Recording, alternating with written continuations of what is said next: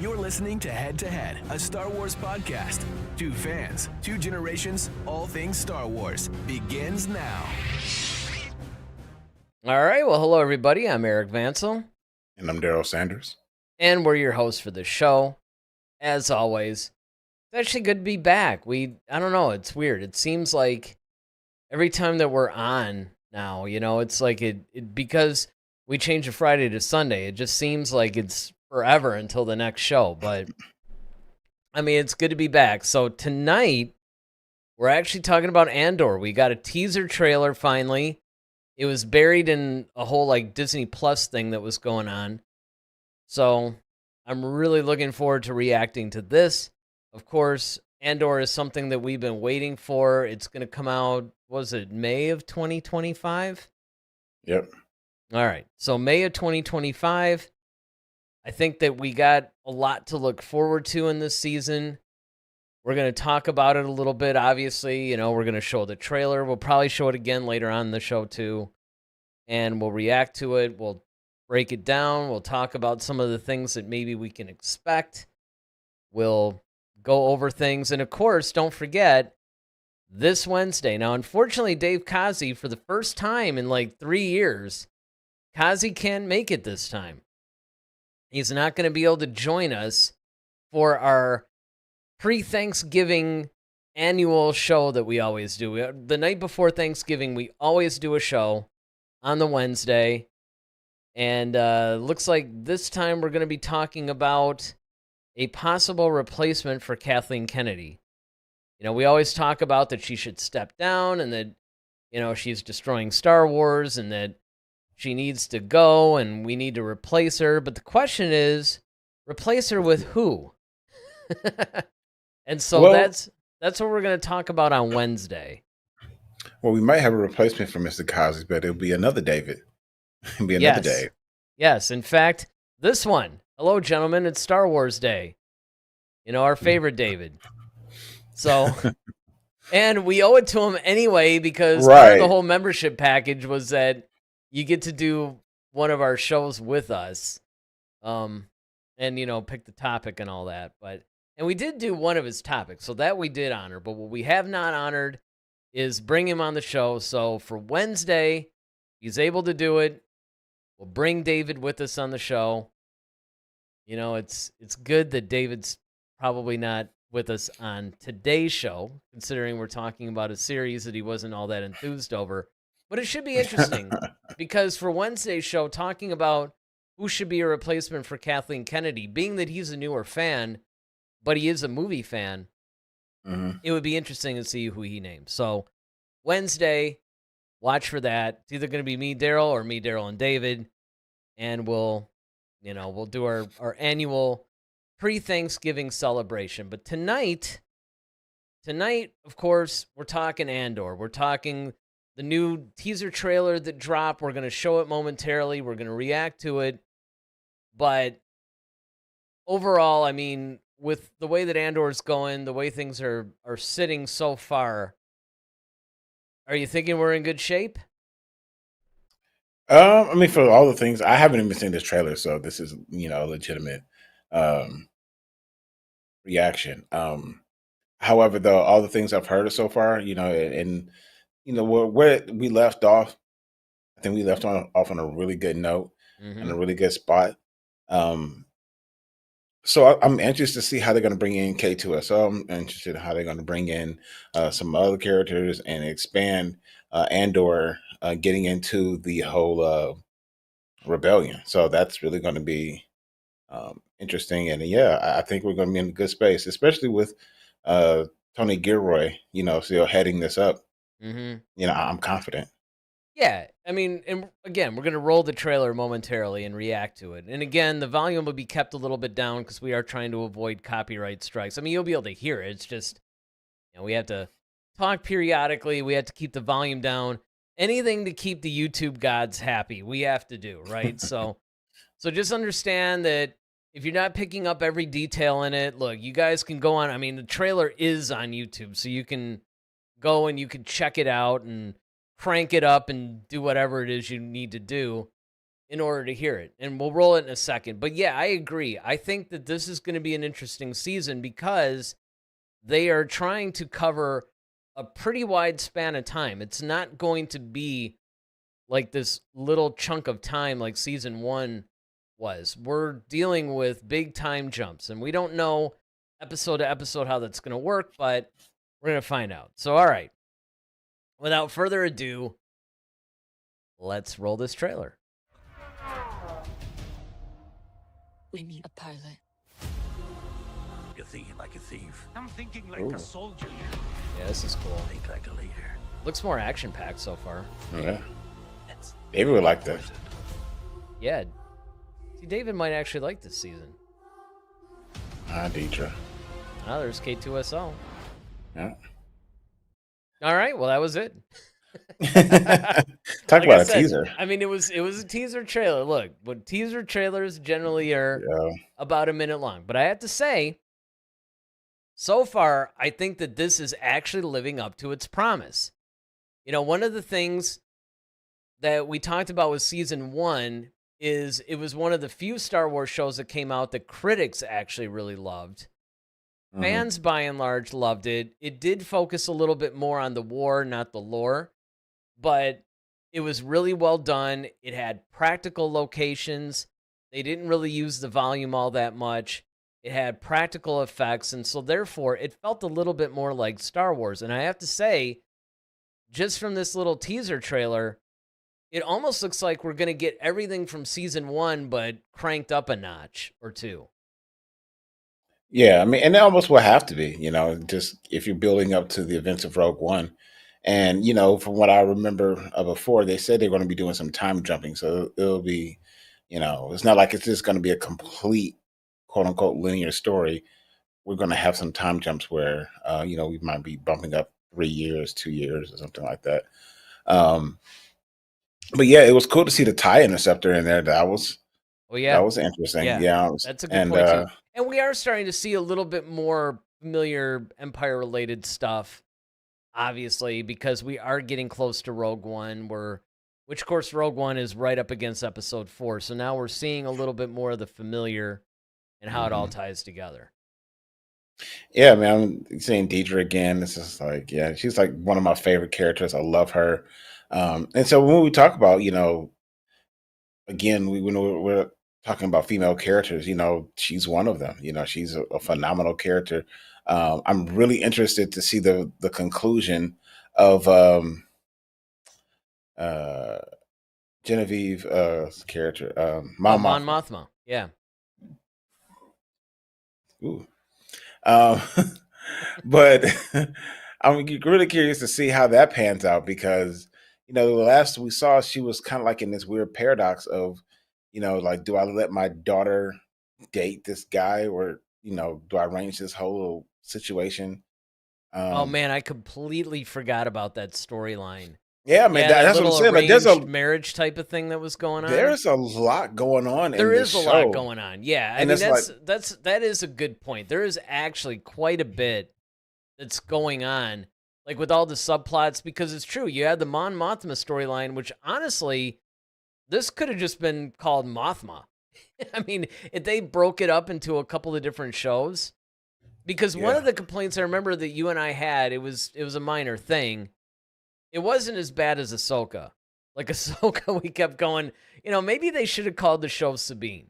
Because it's called Ahsoka. We're not really getting a whole lot of Ahsoka. But honestly, even though Andor was the focal character of this, I really like the fact that they did explore the Mon Mothma angle, how the Senate was resembling the Republic that we knew from the prequels, but obviously it was ceremonial. Like Palpatine was firmly in control. It was just window dressing at that point. So I'm curious on how much they're going to focus on that, the whole building of the rebellion. Obviously, they got to tie Andor into this, so it could actually be a pretty action-packed season, actually. Well, one of the things I think that was really well done about this show, and I really love about Andor, is that they focus on the humanity of the situation. You Mm-hmm. know, like you said, they're focusing more on the war instead of the lore, and you're seeing the tolls that it's having on just everyday people and what's causing them to one get involved, but two, the other part about it, and you can see this with multiple people, multiple characters, right? Where you have Mon Mothma, you have Andor, you have Deidre, Cyril. Um, they're all wrestling with things in their personal lives, but then they're still fighting for what they believe is the greater good. Yep. And I think that's really telling because, and I, you really don't see that in Star Wars. And I think that's something that's really been a focal point in this particular series is that, you know, you have Mom Motham who's trying to keep her family together. She's got a husband who's like, and kids who really don't agree with what she's doing. Um, she believes in this cause, but then, you know, it's all this personal stuff that's kind of getting in the way of her trying to be a leader. Same with Andor, same with Deidre. Deidre's kind of having, you know, like, all right, her personal life is kind of somewhat interfering with her, or some even parts of her professional life is causing her issues, trying to ascend to where she wants to be. Andor, of course, I forgot the girl's name that he was kind of like attracted to, and there was Bix, I like think. I think it was Bix, yes, Bix. yeah, Bix, the one that was held captive. Mm-hmm. Yeah, so and it's like, you know, then of course, you know, his dying mother who gives this tremendous speech at the end of season one. You know, so I mean, there's just a lot of nuance. There's a lot of I guess I don't want to necessarily want to say world building, but character. That's what character development. That's the word I want to use.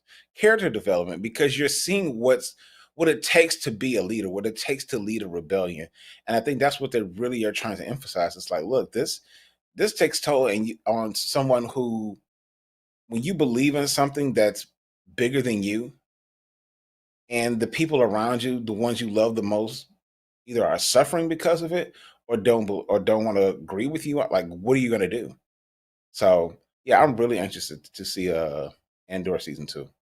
Yeah, me too. And another thing I'm interested in is seeing a lot more likes on this channel right now. Like right now, I'm seeing there's a decent amount of people watching, but you know, the likes are lagging a little bit. So if you guys that are watching right now could just take the time to hit that like button because it Right. does help the algorithm and it helps us, you know, frankly, it puts more viewers to our show. And so it helps us out. So help us out. Hit that like button if you're watching this right now. David says, I can't believe the blasphemy I'm about to say. I'm looking forward to Andor. Ah. He said, I was so disappointed by the other shows, so I'm actually looking forward to Andor succeeding. Andor might turn the ship. It very well might, David, just like Mandalorian did. I think so. And I think that, again, one of the things that we went back and forth with David on in Andor, because again, and look, David, you've had another year now, or maybe two. I mean, when did Andor go off? How long ago was it? Was it last year? Was it the year before? It might have been like 2 years Year ago. before, 2 years ago. I think it Yeah. was 21. So, but my point is that 'Cause we David's had the had whole more writer's strike. time. Right. So David's had more time to actually be a fan, get more into the Star Wars thing, gain more knowledge, Process things.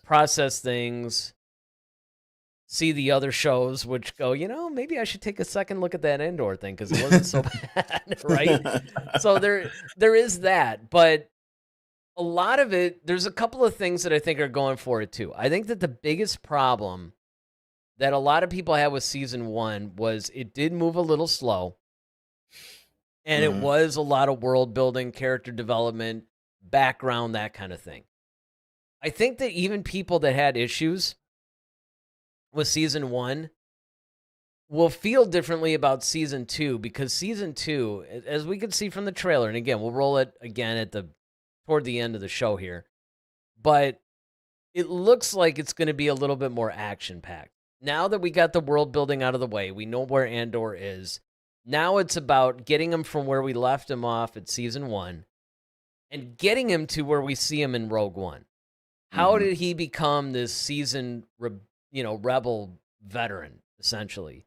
This, I mean, pretty like war-torn soldier, that kind of a thing. So I think that what's really interesting about the development going into season 2 is that Andor now is at the point where he's not lost and wondering where he fits in or whatever. He's starting to be a part of this thing that's bigger than himself. And then he's going to, of course, meet K2SO, and we all know that we love the chemistry between Andor and K2SO in Rogue One. And I think that was a big thing that was missing from season 1, right? That would almost be like seeing a Han Solo project without Chewbacca. Mm-hmm. You don't really realize how much that relationship dynamic adds until you actually see it, until you're missing it. Yeah. So I think that once K2SO is there and is essentially Andor's partner, I think that you're going to see that. But again, there's all these other things that are going on around. Like you said, the whole thing with Deidre, the whole thing with Cyril, and then, of course, how those two characters actually interact. Where's Bix at this point? The whole other section with Mon Mothma. I mean, that could almost be a series within itself. So, Absolutely. as we're rocketing towards where we leave off in Rogue One, now I think we're going to start to see things move a little more quickly, even though, as we pointed out, there is going to be some time jumps. And actually, the time jumps, I think, are going to help the series in a lot of ways. Yeah, I mean, there's also some things that I noticed in the teaser trailer was like, one, it was great to see Luthen again. I Yes. love that character. Yes. I love the relationship he had with Mon Mothma. The way they had their own little coded language when they spoke in their little shop, and like, it felt like a little espionage movie, and it's almost more of a realistic approach on how you would handle espionage. The other thing is that, Andor was screaming like, you think like a leader. He's like, I'm thinking like a soldier. And you kind of forget that, like, okay, he does kind of have a past in that. We saw the flashbacks of him as a kid and, kind of doing the whole soldier thing, but we never really saw it delved in too much.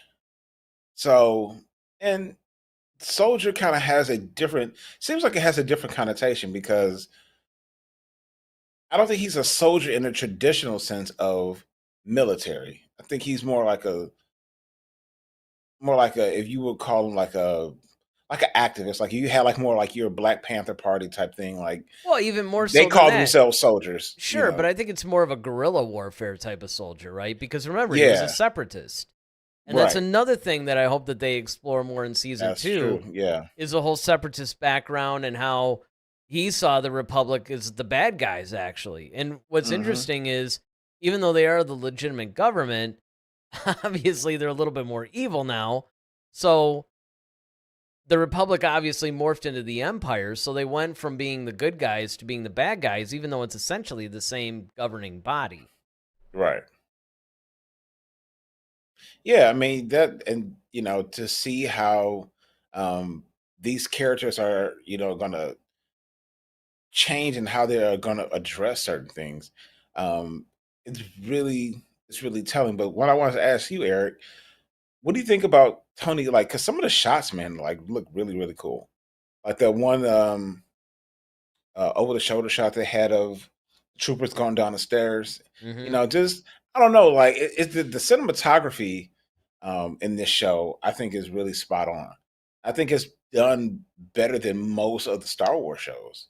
Would you Well, agree? that's because, again, it's practical locations. It's not done on the volume, which, pardon the pun, speaks volumes on on the show, right? Because, again, I think that one of the things that Rogue One did really well as a film is that it showed us the more gritty side of war. It showed us the less clean side of everything. Because, again, when we're dealing with the movies in the Skywalker saga, it's really more the macro. It's hitting all the broad strokes. So you're really following a certain group of characters. You're not necessarily focusing on the war itself. The war in this case becomes more the backdrop for where we're meeting these characters and and of course Luke Skywalker's hero's journey. I mean, because essentially that's the point of the entire Skywalker saga.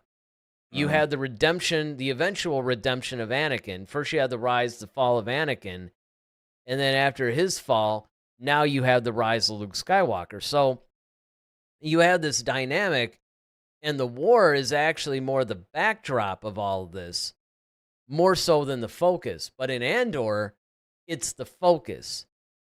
And we're seeing one of these soldiers, Andor, who pretty much started out just surviving as a separatist and fighting the Republic. Then he more or less, again, pardon the pun, but went rogue and became more of a mercenary, and he was just sort of lost, right? And then he starts to slowly, through season 1, become a part of this cause. And now we're going to see that pay off in season 2. We're going to see further how he gets hooked up with the rebellion. We're going to see even more how he becomes a staunch defender of it. Because right now, it's sort of a cautious type of a thing, right? I mean, he's not really sure if these guys are going to, I don't know, if they're going to really be what he expects them to be. Let me get this one in from David real quick. He says, I agree, Daryl. The color and the mood of the trailer is amazing. It was a weight and depth to it that's very attractive. And I think that that's something that when you watch this trailer, one of the things that stands out to me is that it feels more like Rogue One to me. Oh, absolutely. Absolutely. 100% on that one. Yeah, and that's the thing, and to be able to capture and, match someone else's, work, so to speak, is one of those things that's, it's very telling.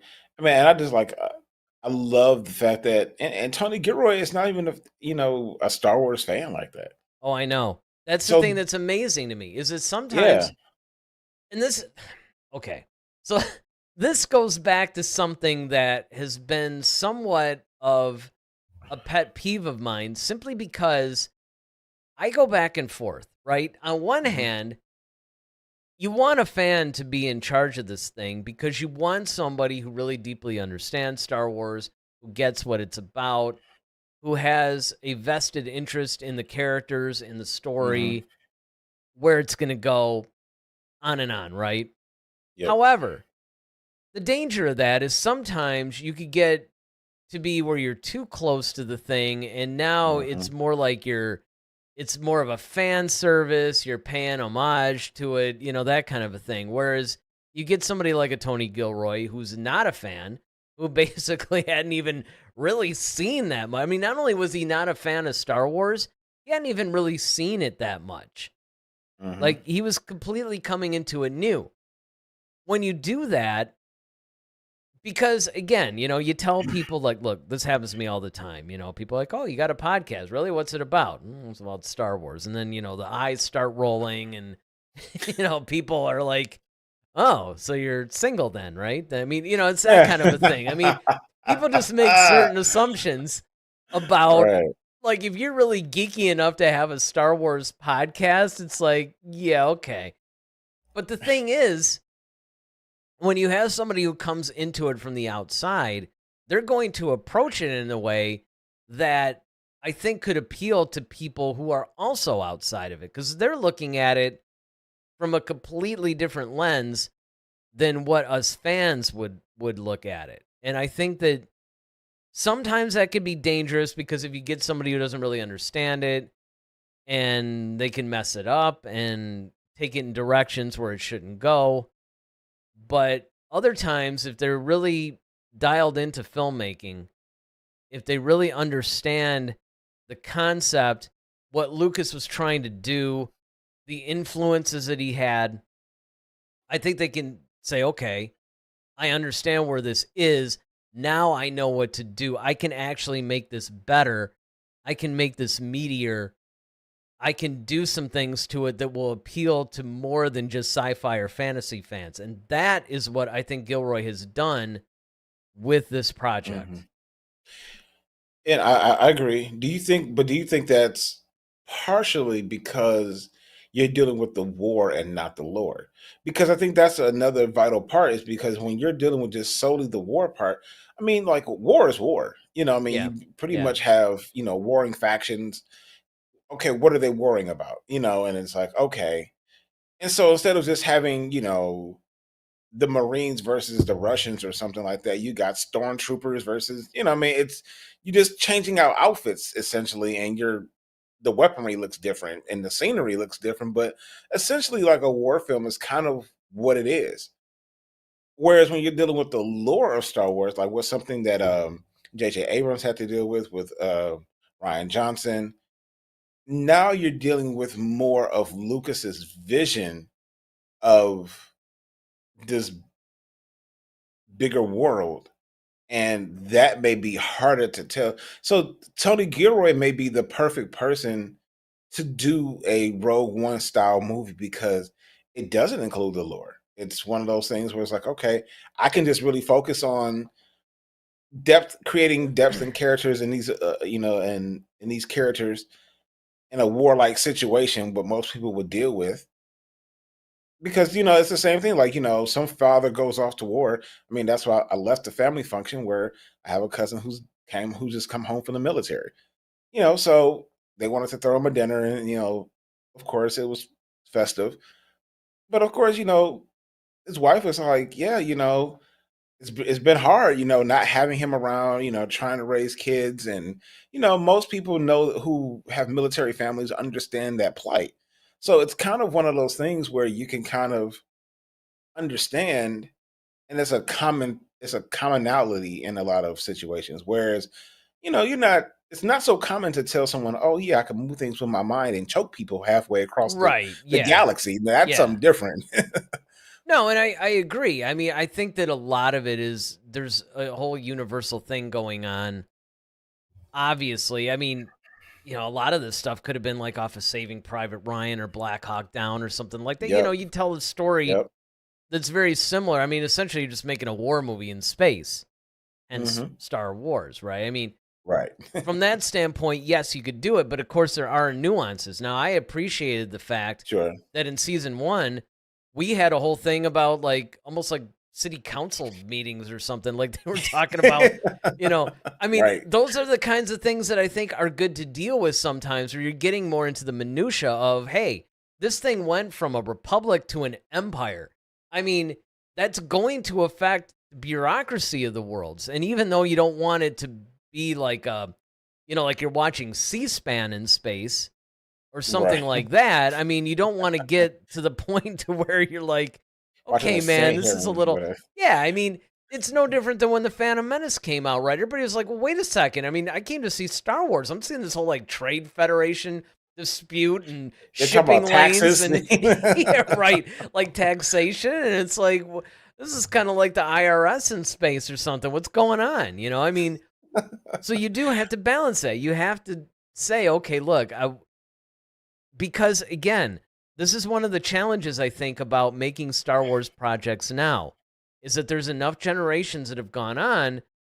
They want more than just the surface stuff now. It's like, look, Well, we yeah. got these worlds. Let's really fill them in.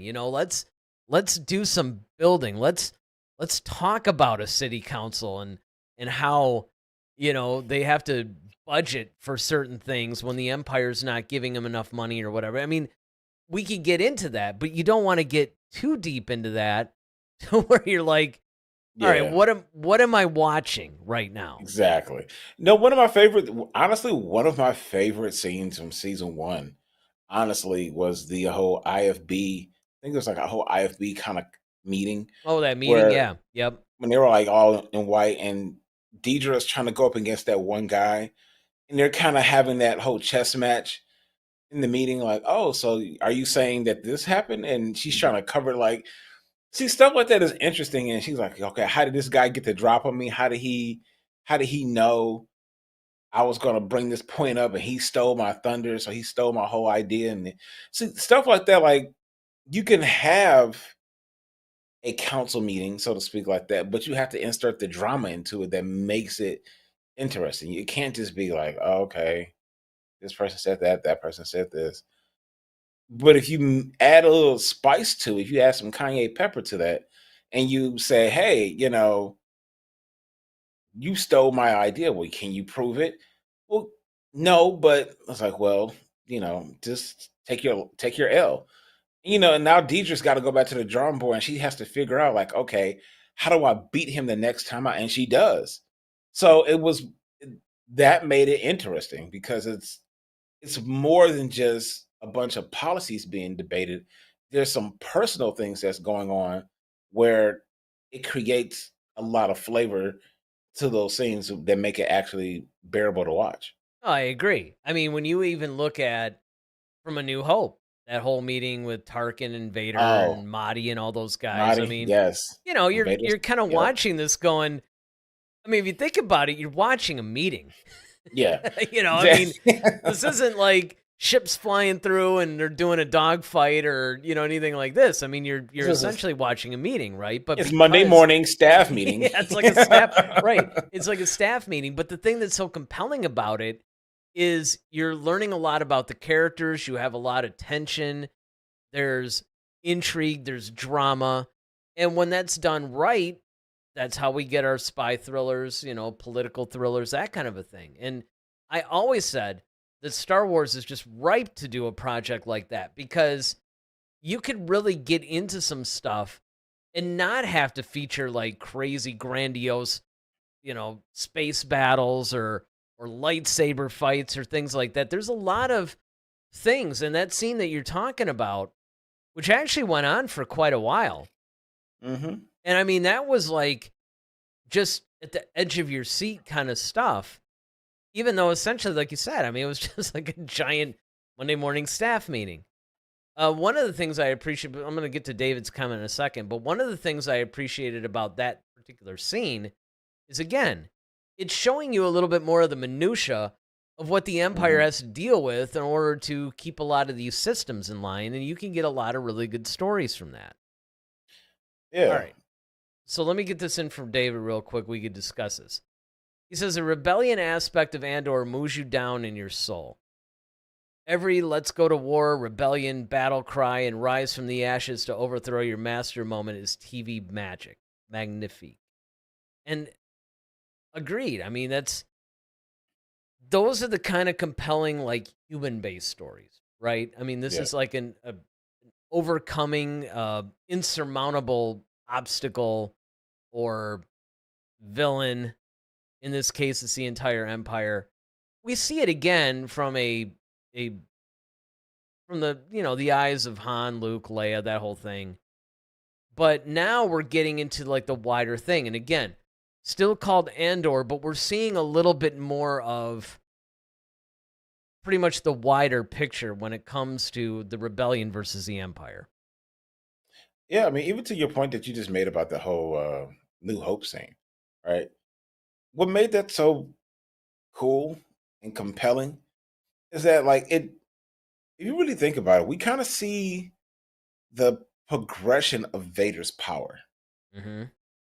Because when we first get on this, and when we first come to, this whole thing, like, they board Tandem 4 and Vader, the stormtroopers, lay out everybody, and then they kind of stand at attention, and then Vader walks in, and he's like this imposing figure when it's all black. He's got the scuba tank sound breathing that he's got going on. But then, like, one of the first moments you see, he's got this guy picked up by his throat, and he's like dangling. Like, I love the fact that George showed his feet just swinging like that. Like, and Vader is holding him with one hand. He crushes his throat and then throws him against the wall like he's nothing. And then he's ordering people around. So already you kind of like, okay, this guy is not to be trifled with. Then when you fast forward to like this staff meeting and you got this other little nerdy little guy sitting at the table mouthing off at Vader, like, oh yeah, don't try to fool us with your sorcerer's ways, Lord Vader. You're I mean, he's just going off on him. And you just remember in your mind, for me as a kid, dude, you didn't see him just choke this guy out like 20 minutes ago.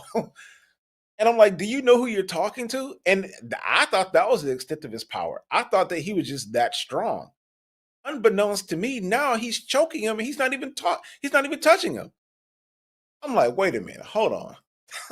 This guy can do this without even, okay, who is this guy?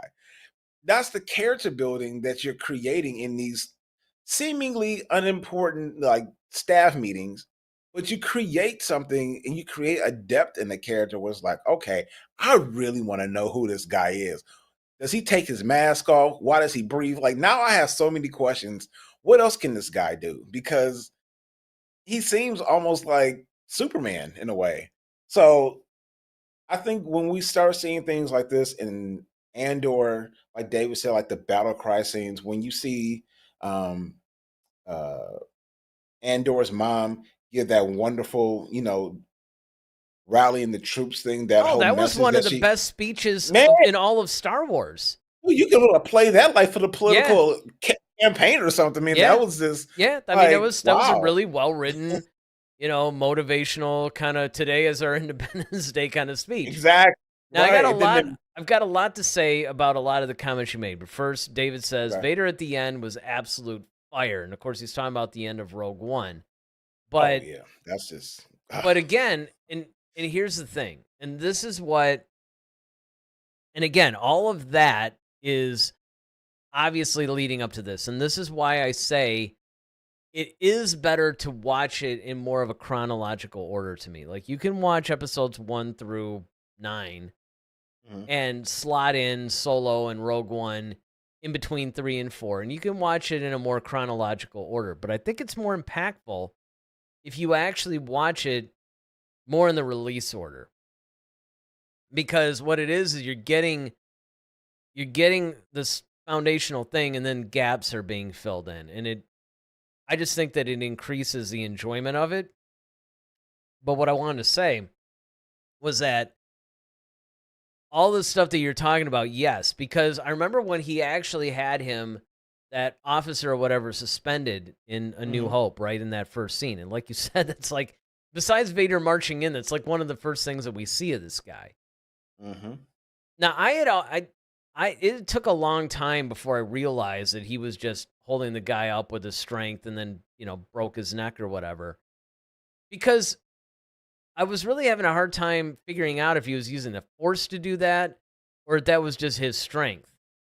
Mhm. Because obviously he has the mechanical arms. I mean, he could just, it's a Yeah. machine. I mean, he could do that physically, but some of the ways it was almost like it was kind of like almost like a force choke kind of thing and just breaking his neck that way because he could also do that.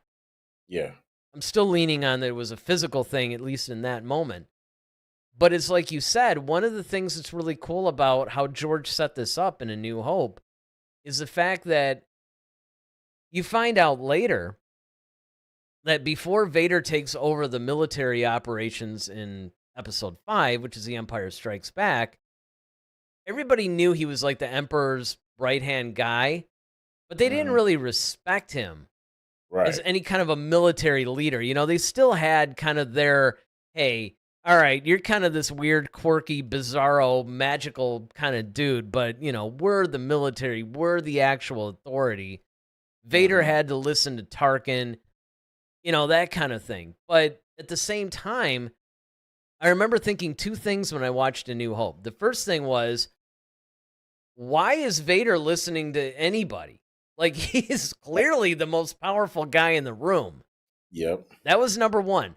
The second thing I thought was, okay, if he's talking about that and everybody's talking about this mysterious emperor that we didn't see, like, Mhm. how powerful is that guy if this Yep. Vader dude is like, if his master is the emperor, it's like, well, how much more powerful is this emperor guy? Because honestly, right now I'm thinking Vader's pretty much the man at this point. Yeah, because you're like, what's to stop Vader from just taking it all from people? Right. I mean, That's why that's not? that's that's the question you have to ask yourself. So it's like, well, who's and much like as Leia said, I knew it was you holding Vader's leash, like, and I loved even the way Leia, man, just the way that you build characters in through other people though, Yep. and that's a cool thing too. Is like you're not necessarily seeing it directly from you're seeing it directly from that person, but from a kind of a odd perspective or vantage point. Yes. And that's the cool thing about storytelling, and that's one of the things I think Tony Gilroy gets right in Andor is that he's able to, like, case in point, the cereal scene with Cyril. I have to Oh, remember which how to say one? that. I mean, the thing But that that was so well, funny, each time like the that mom is guy was berating him. always, I know, but he's always eating cereal. It's like every time we see this dude, he's eating Well, cereal. His name should but have been now I see. Cereal, not Cyril. Well, that's probably how he got his name. Yeah, I mean, I'm sure there's probably there's a joke in there somewhere. Right. But um and the fact that, like, okay, his mom is kind of filling in some things about him that we don't always get to see. Right. So when we come into contact with him, he's kind of like the head of this organization. Who he kind of reminds me of? This is for most people, this is probably a show that most people didn't really watch because it was only on for what, 2 seasons, maybe. Yeah, 2 seasons, but it was a phenomenal show. It's called Back to You. He kind of reminds Yes. me of Gary Shazwowski because he's kind of like he wants to be Yep. the guy, Yep. but he doesn't quite have it. No, I know exactly what you're talking about. Yep. And he's And you know what's weird about that too is the fact that, I mean, not to get off into like another rabbit hole, but it's weird that Patricia Heaton is now on the Frasier reboot because in a way it's a Back to You reunion. yeah. So Yeah, I mean you're that's right. kind of cool. But yeah, no, you're right. I mean there is that. And I also like the fact that they show a sort of like wannabe Imperial. A Yeah. guy that really has a desire to be like this really high up guy, but he just right now at least he just doesn't possess the abilities. And that's nice to see that kind of a thing. And again, that adds more tension and drama. And it's something we've never seen before because Never seen. every Imperial we've ever seen, whether it was Mahdi, whether it was General Veers, whether it was what's the guy? Or there's Admiral Piet, there's Piet. That's Admiral Piet. We see these guys and they just seem kind of together. Tarkin, Thrawn. They're very sure and very confident. Even if they're wrong, they're very sure and very confident. The cool thing about Cyril's character is that, like, when they were about to do that whole mission, and there's like, well, don't you want to give him some words? And he's just like, yeah, he's like, I mean, that was like one of the funniest things ever because it's like this guy is not prepared for like this. he has no idea No how idea to do what this. he's doing. He's like trying to make up like some sort of a weird, inspirational Like, speech, and it's not even yeah. that good. And the guys are all looking like, okay, we could be going to our deaths, and this is what we're getting. I mean, and the other guy is sucking up to him like, good show, sir. It's just like, oh my God. But once again, you're kind of seeing that. But then now when his mom is berating him as he's eating his cereal, now it's like, okay, like you're really starting to see like this guy really, he wants it, but he's just not there. yeah. And now he's trying to find a way like, okay, how do I find my edge in a sense? Well, and I hope that And they explore more of that in season 2. oh yeah, absolutely. So we got a new viewer, Nolan Keck, who says really looking forward to Andor season 2. And I mean, I have to say, I'm right there with you. I mean, Oh yeah. I was always looking forward to season 2, but I think after seeing this trailer, and again, we'll run the trailer again pretty soon, take another look at it, see if there's any little things that we missed the first time in it. But I can say that just from this teaser trailer, it's everything that I had hoped it would be. Now, here's another thing that we should probably address too, because another character that's coming in, we talked about K2SO, but now we also have Krennic coming in. Orson Krennic is going to be, Yes. he's another Rogue One guy. And again, if you guys read the book Catalyst, which was essentially the prequel to Rogue One, and I had always said, and I'll say it again, really, if you haven't read Catalyst, it's I think it's also on an audiobook at this point. Yes. You really should, because it gives a lot of information, and it really does change the way that you view Rogue One. Like, if you read the book or listen to it or whatever, and then you go back and watch Rogue One, it really it it enriches it immensely. A lot of times it's nice to have those kind of things or whatever, or it gives you a little bit of information. Catalyst actually changes Rogue One for you. So I cannot stress this enough. And one of the things that's really featured heavily in Catalyst is the relationship between Krennic and Galen Erso, and of course his wife and Jen Erso, the daughter. And there's a lot there as to how that relationship had been in place. They're eating dinner at each other's houses. I mean, they're the closest of friends. And then how this Death Star project and Galen's apprehension at this technology that he's helping to create and realizing slowly what it's actually going to do. Whereas and then on the other side, you got Orson Krennic, who is very, very much into career advancement and trying to impress the Emperor and all this other stuff, and how their very close relationship starts to fragment and then fall apart by the time we get to Rogue One. What I'm hoping in Andor Season 2 is that it becomes almost a mirror to Catalyst, or perhaps, goes at the same time as Catalyst. Yeah, it's kind of like a parallel thing, right? And that they maybe address some of that and fill in some of that. Yeah, I mean, I didn't think about that, but that's a very valid point. We definitely need to see um, his influence on Galen Erso, and it makes you wonder. Are we going to see anything from the Emperor and Vader as far as I'd wonder that. I wonder that like too. in a sense of like the commissioning of like, Sure. hey, we need to like, oh, I know a guy, basically, like I know a guy who can do that. Okay, well, see that as done. Just even as like something small, because once again, the focus has to be where the focus needs to be. But I think it would make sense to see that when you bringing in someone like Krennic, I think you need to, because he's so tied to Vader and the Emperor in regards to this project, because it's kind of like between the three of them and Tarkin, I think they're like the main ones who really. Well, I was gonna say kind of know. Tarkin, I think more than anybody has to be in this if you're going to deal with Krennic. Like, as soon as you bring Krennic into it, you have to have Galen Erso, and you have to have Tarkin, and you should at least have Vader. Now and again, it's kind of like you said, right? It doesn't have to be like these grandiose, crazy scenes, or we don't need, Vader like wrecking shop with a lightsaber or any of that. Right. You just need to have like contextual bridges. Yeah. To absolutely. pretty much bridge together a lot of these scenes, because obviously the focus of Rogue One was the Death Star. It was Krennic's aspirations of being the guy that was credited with the Death Star, and how Tarkin basically usurped that and pretty much took it for himself.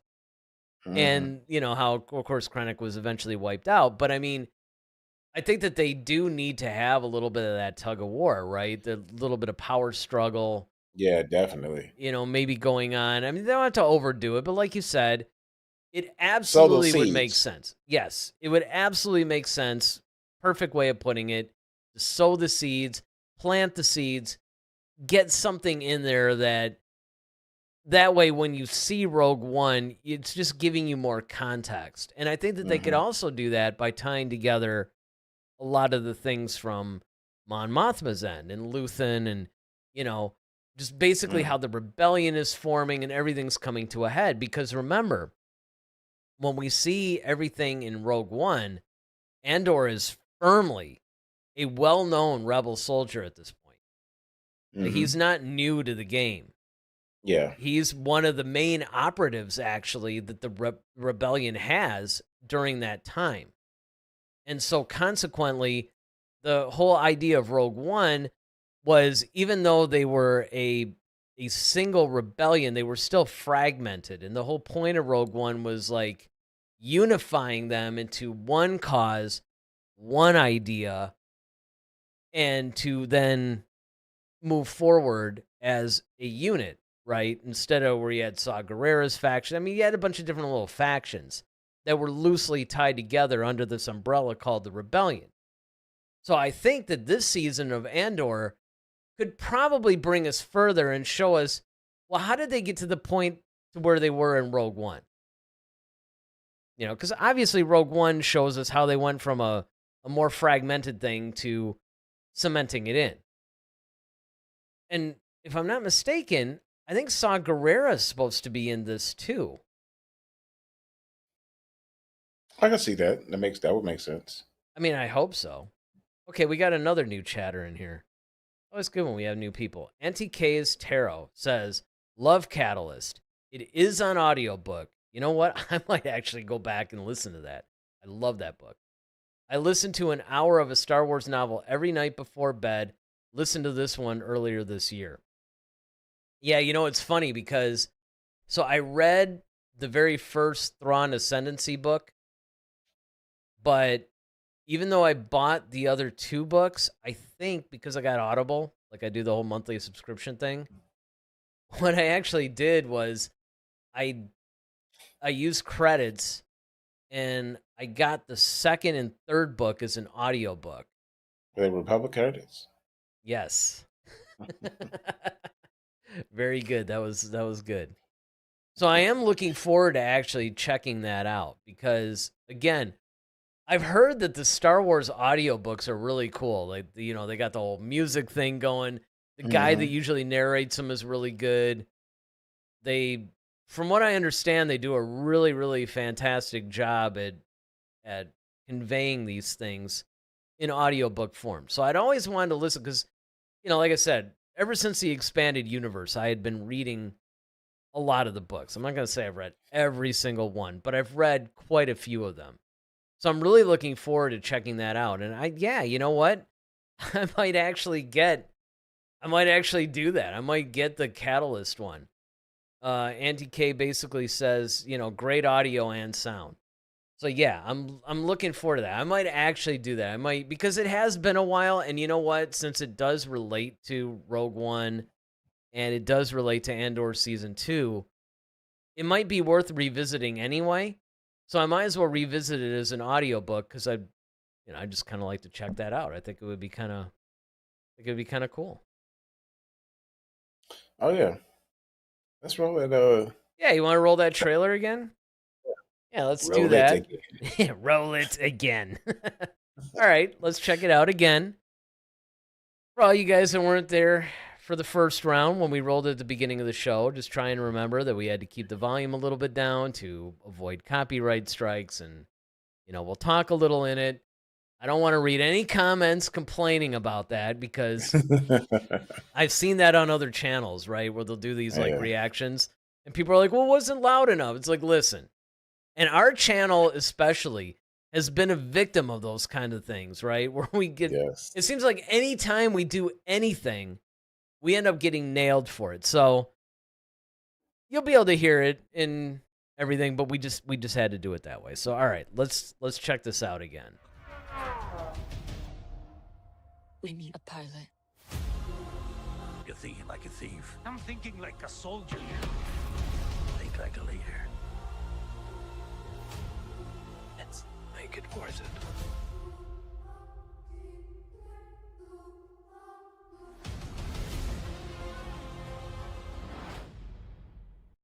Yeah, that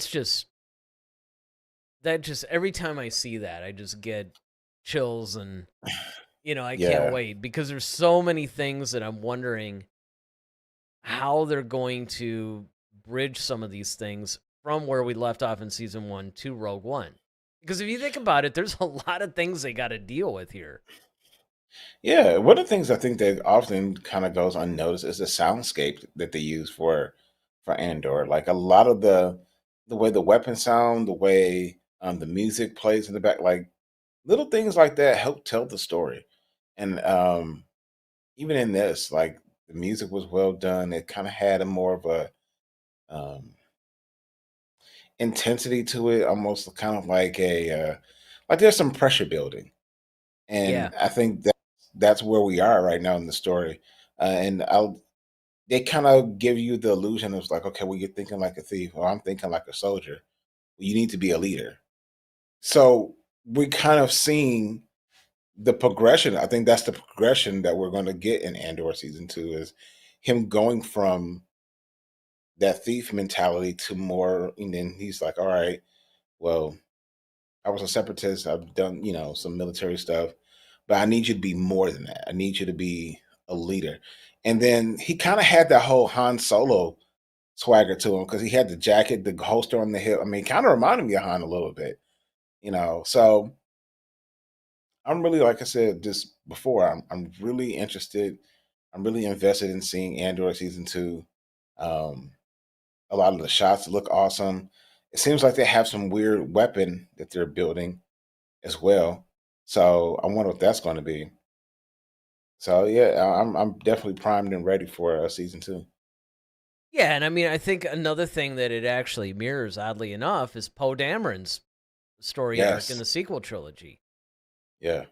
Poe and Andor seem to have a very similar thing to where they start out as soldiers or guys that are basically getting the job done, the more like hero of the rebellion kind of a thing, to transition to leader, where the answer is not always to go in guns blazing and, for the glory of the rebellion. You have to know when to hold back. You have to know when to, pull back a little bit and think 2 or 3 steps ahead and not always be so reckless and living in the moment. And I'm thinking that that's probably something that they're going to explore as well when it comes to season 2, because again, when you really think about where we leave Andor in season 1 and where we pick up again with Andor in Rogue One,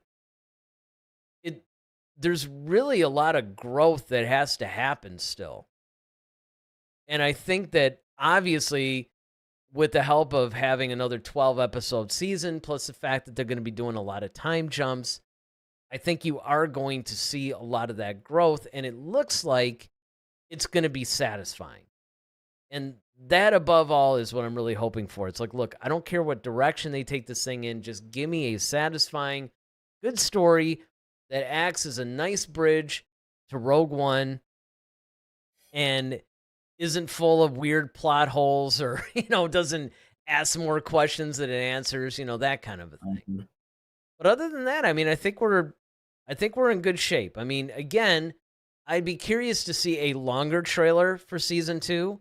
Oh And yeah. certainly, obviously when they release it, we're going to react to it. We're going to talk about it. But I think where we're at right now, we're a few weeks, well, actually, we're like 1 week away from Skeleton Crew. So we're going to definitely be reviewing that. And Skeleton Crew is another show that we, neither one of us cared about. Then we saw a trailer and we're like, you know what? I'm actually invested in this. Might not be So, that bad. All right. yeah, I mean, I'm looking forward to that. But I mean, of course, Andor we loved right out of the gate. And there was a couple of episodes I remember were like, but I think that this season promises to be strong. And look, even David's into it now. So that right there, I think, speaks volumes about the quality of the show going in. Auntie K basically says a rebellion requires people who are willing to risk it all. Many hotheads. But the growth to learn strategy. And yeah, I would definitely say that is something that is a common thread, because if you think about it, all the characters from all eras of Star Wars essentially had to learn the same lesson. I mean, you had Han Solo, who basically went from caring about himself to caring about something greater than himself, and then eventually learning how to be that kind of a leader. Luke Skywalker had to do the same thing. I mean, he went in not necessarily knowing about the Force, understanding the Force. He goes through his trials, his tribulations. Now he has to learn how to lead a whole new generation of Jedi. So Leia had to do basically the same thing. Everybody has had to have that, going from the boots on the ground to actually being the leader type of a thing. Nolan basically says, curious what they'll do with Deidre Miro and Cyril Karn and Luthen and Mon Mothma. Yes. We were talking about that earlier. Because, again, the whole Mon Mothma plotline with Luthen, that could actually be its own show. Oh, yeah. And really, if you think about it, a lot of the Empire stuff that we deal with, too, with Cyril, with Deidre, that could be a show. So I think it's really interesting about how they have all these interconnected threads going between all these characters, and it all seems to be leading toward something. Oh, yeah, definitely. This whole, budding relationship that Cyril has with Deidre. Well, that's going to be interesting. That's gonna be a little creepy, maybe, but Yeah, I mean, it's a little. Let's just say awkward, because Cyril awkward. is Yes. he's socially awkward, and I think that Yeah. I think that it's really, I don't know. Again, it's something that we haven't really seen in Star Wars. They haven't really done the whole romantic relationship too much from the Empire side. I mean, the closest you get, maybe, besides, of course, what you see in Lost Stars, is maybe Mara Jade and Luke Skywalker from the expanded universe. Because, of course, she started out being the Emperor's hand, and, she was fully into the whole Empire thing, and then she slowly turns. But this is a little different, because this is actually two Empire officers that are maybe. I mean, we don't know. Like I said, that was pretty awkward. If Cyril really has any hope of winning Deidre's heart, he's got a little ways to go. Yeah. Yeah. And he needs to stop eating cereal. I don't want to see this guy eating a bowl of cereal in the morning again. Like, dude, switch it up. Get some pancakes or something. Pancakes, some eggs, I don't know, anything. But let's just, I mean, it was just kind of a weird, that whole thing was odd. It was off. Because he's such a person of habit. I think that's what it is. It's just. Oh, yeah. I mean, I agree. It's just, I don't know. It's just kind of odd. But yeah, I think that ultimately, I think we both agree that this thing looks like it's going to deliver on the promise that it established, right? Like, we left off in a good place in season 1. I think season 2 is going to pick up. I think it's going to hit the ground running. I think this season's going to be a little bit more action-packed. I think it's going to resemble Rogue One quite a bit more than season 1 did. So I think we're in good shape. I mean, until we see another trailer that we can react to and give you guys our thoughts, I think we're in a good spot here. And then, of course, we're looking at Skeleton Crew like next week. So obviously we'll start those reviews pretty soon. Again, there won't be a show tomorrow. We're going to be doing our Wednesday show. Every year we do the Wednesday before Thanksgiving. If David is the co-host with us, because Dave Cossey can't be with us, it should be even more fun. We're going to talk about Kathleen Kennedy. Everybody says that she should step down, or, people should get rid of her or whatever. All fine and good. We don't disagree. But the question for Wednesday is, who should be a replacement? Who should take the reins? You, Weinberg. Yeah. Who's gonna actually do the job? So we'll have to see. All right. So that's gonna do it for tonight's show. Remember, join us Wednesday night at 8:00. We'll see what we've got going. Whether David's our co-host or not, we'll be here. Let's put it that way. We're going to talk about Kathleen Kennedy, who should replace her. So until Wednesday at 8, our pre-Thanksgiving show, I'm Eric Vansel. I'm Daryl Sanders. May the Force be with you. Always. Head to Head, a Star Wars podcast. Be sure to follow us on Twitter @HeadToHeadSW. Submit your questions for our next show. Visit our official website at headtoheadswpodcast.com. Until next time, may the Force be with you, always.